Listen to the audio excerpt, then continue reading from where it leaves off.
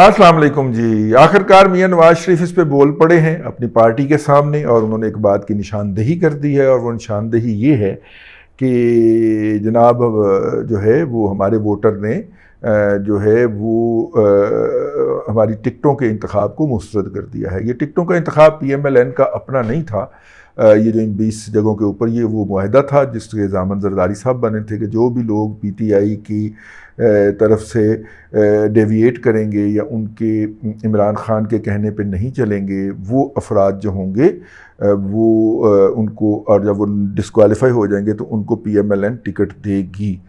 تو پی M L N نے ان میں سے صرف 5 لوگ ون بیک کیے، باقی لوگوں کو وہاں پہ کسی نے نہیں گھسنے دیا،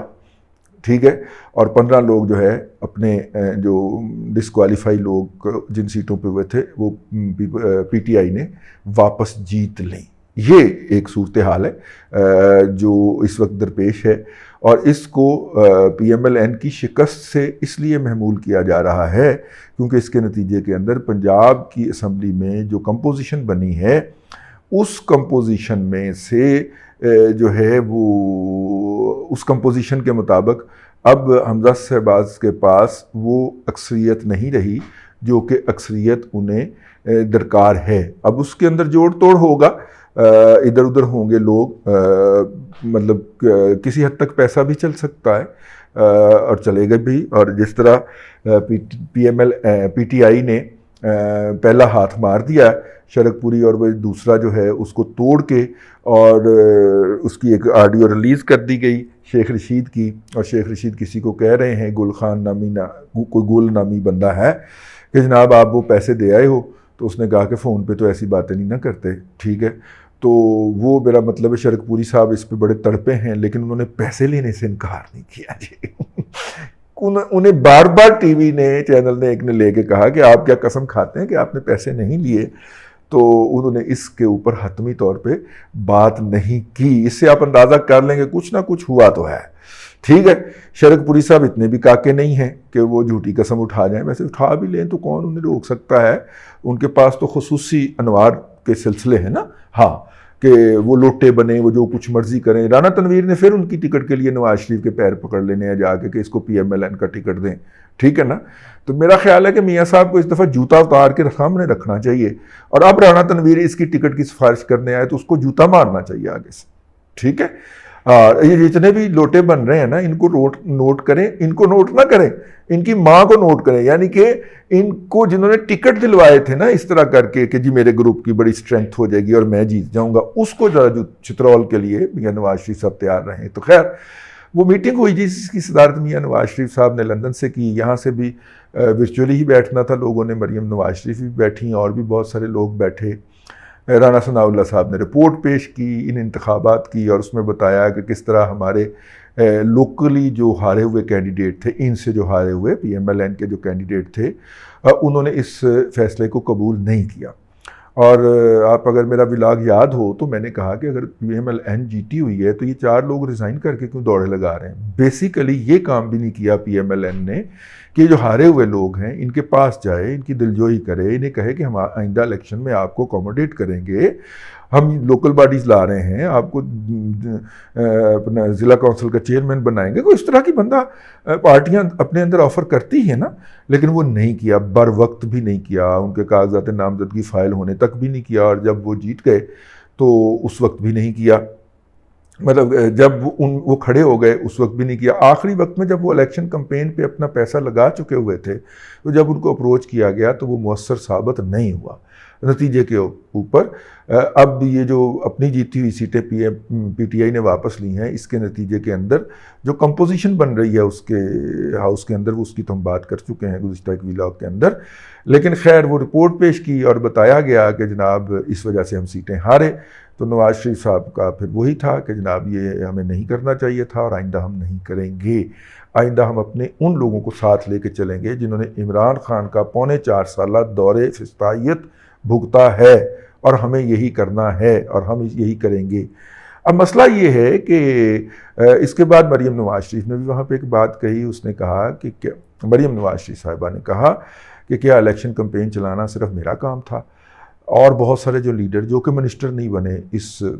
کیبنٹ کے اندر، جن میں شاہد خاقان عباسی صاحب سر نکالتے ہیں، سرخیل ہیں ان کے، کیا ان کے اوپر کوئی فرض نہیں ہوا تھا کہ وہ مجھے کمپنی کرتے اور جا کے تقاریر کرتے انہی جلسوں کے اندر؟ وہ تو کرونا کروا کے تو گھر بیٹھی ہوئی ہیں نا، تو کیا ان کو کرونا ہو جاتا تو پھر کیا ہوتا؟ میرا مطلب ہے اس طرح کا انہوں نے گلہ شکوہ کیا، اس پہ میاں نواز شریف صاحب نے ان کو اپریشیٹ بھی کیا، شاباش بھی دی کہ انہوں نے بڑی اچھی کیمپین بھی کی اور پارٹی کو لے کے چلی۔ اب پارٹی جو کہتی ہے کہ ہمارے 6 لاکھ سے ووٹ بڑھ کے 8 لاکھ ہو گئے ہیں اور ان میں سے کوئی سیٹ ہماری نہیں تھی، وہ 5 سیٹیں ہم نے نکال لی ہیں، تو اس کا کریڈٹ بہرحال مریم نواز شریف کو بھی تو جاتا ہے نا جی۔ تو ایک یہ بات بھی اپنی جگہ کے اوپر رہی۔ اس کے اندر اور بھی بہت ساری باتیں کی گئیں۔ تو نواز شریف صاحب نے کہا کہ مجھے لگتا ہے کہ مجھے آنا ہی پڑے گا۔ مجھے وہ بابا یاد آ گیا کہ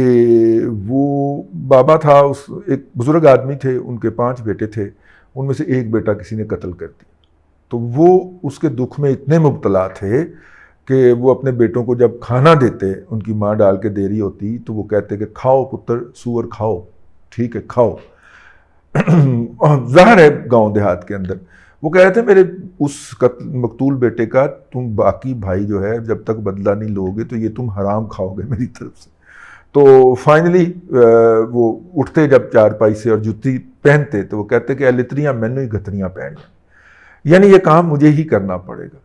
تو نواز شریف صاحب نے بھی بیسیکلی یہ کہا ہے کہ یہ لتریاں اب مینوں ہی گتریاں پہنیاں، مینوں واپس آنا پڑے گا۔ لیکن نواز شریف صاحب جب واپس آئیں گے اور جتنی کہ کمزور ان کے بھائی کی اپنی پوزیشن ہے جو ہر ہفتے عدالتیں پیش ہوتا ہے اور جج جو ہے اس کی جج کی بےزتی فرماتا ہے، ٹھیک ہے، اور اس کا بیٹا بھی، تو اس نے نواز شریف صاحب کے آنے کی راہ کیا ہموار کرنی ہے؟ میرا تو خیال ہے کہ یہ چودھری پرویز الہی کو واپس آنے دیں۔ جس طرح چودھری پرویز الہی نے قید جو ہے وہ کٹوائی ہے حمزہ شہباز کی، وہ نواز شریف صاحب کی بھی قید کٹوا دے گا اس طرح، ٹھیک ہے نا؟ جس طرح میاں اپنا کیا نام ہے ان کا شہباز شریف صاحب نے بینگ اے چیف منسٹر جو مونس الہی کی جیل کٹوائی تھی کہ ان کے گھر کو ہی سب جیل قرار دے دیا تھا، وہ NICL کیس ہے، آہو اس کے اندر وہ کچھ دنوں کے لیے اندر ہوئے تھے نا، ان کو پکڑ کے اندر کیا گیا تھا تو ان کے گھر کو سب جیل قرار دے دیا گیا تھا۔ تو یہ احسان تو ہے نا شہباز شریف یا شریف فیملی کا چودھری فیملی کے اوپر، تو وہ احسان ریسیپروکیٹ ہو سکتا ہے اور جاتی عمرہ کو بھی سب جیل قرار دے کے میاں نواز شریف کو اس کے اندر محدود کیا جا سکتا ہے۔ بار 4 پولیس والے ہی کھڑے کرنے ہوتے ہیں نا کہ کوئی اندر نہیں جائے گا، ٹھیک ہے، اور وہ ایسے مطلب کہ چلیں آپ وہاں پہ جو اتنا بڑے ان کے گھر ہیں ان گھر میں سے کسی ایک گھر کو وہ سب جیل قرار دے کے اس کے بعد 4 پولیس والے کھڑے کر دیں گے، تو پولیس والوں کا پیٹ نہیں ہوتا، ان کے چھوٹے بچے نہیں ہوتے، تو کیوں میاں صاحب جو ہیں وہ ایک کمفرٹیبل پوزیشن کے اندر وہاں پہ بیٹھے رہیں، یہ ہو سکتا ہے۔ لیکن اگر آپ کہیں کہ شہباز شریف اپنے بھائی کے لیے کوئی اس حوالے سے ریلیف لے پایا ہے یا لے پائے گا، وہ اپنے لیے لے پایا تو وہ بھائین واسطے کیوں لے پائے گا؟ ویک آدمی ہے، نہیں منوا پایا اپنی بات، اسے تو اپنی بات میں وزن ڈالنے کے لیے ساتھ میں زرداری اور فضل الرحمان کو بٹھانا پڑتا ہے اور ان کا دباؤ ڈلوانا پڑتا ہے کہ جناب پھر ہے نہیں تو پھر ہے کہندے جی، ٹھیک ہے۔ ویسے کیا کمال کی شخصیت ہے، ساری عمر اسٹیبلشمنٹ سے جی میں تو آپ کا خادم، ٹھیک ہے، میں تو خادم اعلیٰ ویسے ہی پنجاب کا بنا ہوں، اصل میں آپ کا خادم ہوں، لیکن بھائی جان نہیں مانتے، ٹھیک، انہوں نے کہا اچھا بھائی نو باہر کر دینے ہوں مان، ٹھیک۔ اب وہ اس کو بات اپنی کرنے کے لیے کہنا پڑتا جی میں تو تیار ہوں، PDM کی باقی جو باتیں نہیں مانتی، دیکھیں نا JUI اور یہ اور سارا کچھ۔ تو یہ اس وقت اسٹریٹجی ہے جی اس وقت۔ تو خیر اس اجلاس کے اندر اور بھی بہت ساری باتیں ہوئیں اور مجھے وہ نواز شریف یاد آ گئے جب وہ کوٹ لکھپت جیل میں تھے اور جب ان سے کوئی ملنے جاتا PMLN کا لیڈر تو وہ کہتے کہ یار جیل میں تو میں ہوں، زبان بندی تو میری ہے، تمہاری زبان بندی تو کوئی نہیں ہے نا، تم تو بولو کم از کم، ٹھیک ہے نا، آپ کو تو کسی نے بولنے سے نہیں روکا ہوا پارٹی کی طرف سے، کہیں اور سے روکا ہے تو مجھے بتاؤ، لیکن آپ تو بولو نا۔ اور یہ جتنے خواجہ آصف ہیں یہ جتنے میرا مطلب ہے رانا تنویر ہیں، جتنے یہ سارے لوگ ہیں، ان میں سے کوئی ایک لفظ نہیں بولتا تھا اس وقت، ٹھیک ہے نا۔ وہ تو عمران خان کا جو انتقام کا شوق ہے اور وہ عمران خان کی جو فستائیت ہے وہ کہتی تھی کہ میں اس کا جو ہے وہ پنکھا اترواؤں گا، میں اس کا AC اترواؤں گا، میں یہ کروں گا، وہ تو اس کی فستائیت کے نتیجے کے اندر یہ اندر گئے نا۔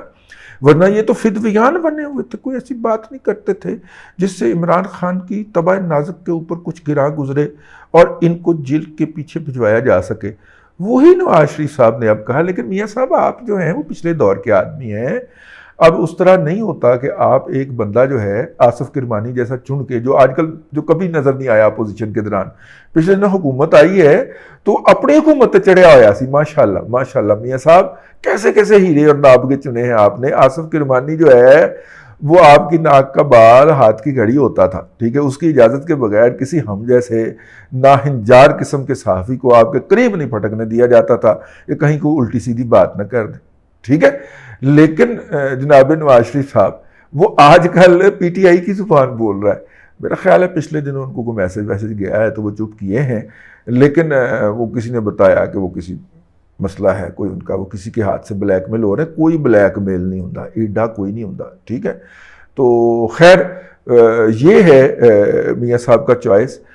اب پچھلی دفعہ جب پرائم منسٹر ہاؤس سے سوشل میڈیا چلانے کا الزام لگا تھا تو وہاں پہ کچھ صاحب تھے مظہر نام کے،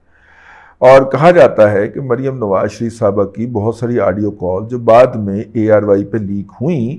وہ مظہر صاحب جو تھے ان کی کارروائی تھی، کیونکہ وہ جیسے ہی سیل ختم ہوا تو وہ ادھر کو شفٹ ہو گئیں۔ یہ میں میاں صاحب کی خدمت میں عرض کر رہا ہوں۔ وہ آڈیوز اور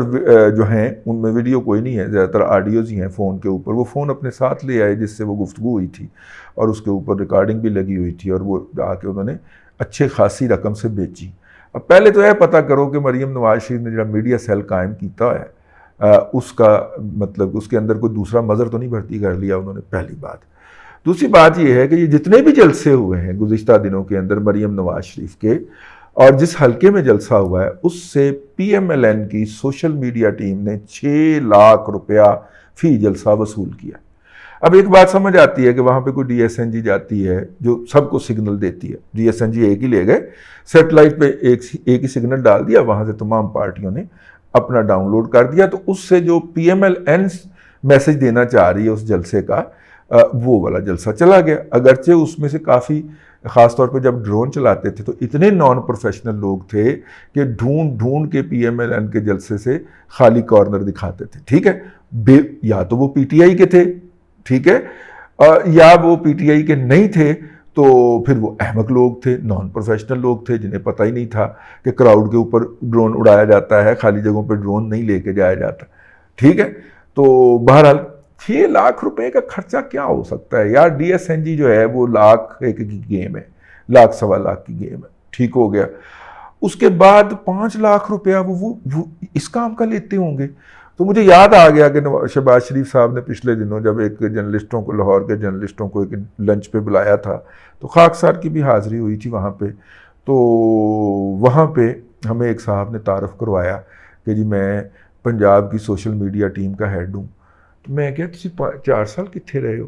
انہوں نے کہا ہوں میں نے نوکری تے رکھا ہے تو ہوں میں آ گیا۔ یعنی سرکاری نوکری کے اوپر آگ کے لڈو کھانے کے لیے، گڑوپ کرنے کے لیے وہ صاحب نازل ہو گئے، اور اس 3.25 سال جو چھترول ہوئی پی ایم ایل این کی، اور وہ پی ٹی آئی سارا سوشل میڈیا کا بیانیہ ہونج کے لے گئی اپنے گھر، اس وقت یہ بیٹھے ہوئے تھے، غائب تھے۔ تو ایسے بندے کو تو نہیں ہائر کرنا چاہیے تھا حمزہ شہباز شریف کو، یا اس کی جگہ پہ نہیں بٹھانا چاہیے تھا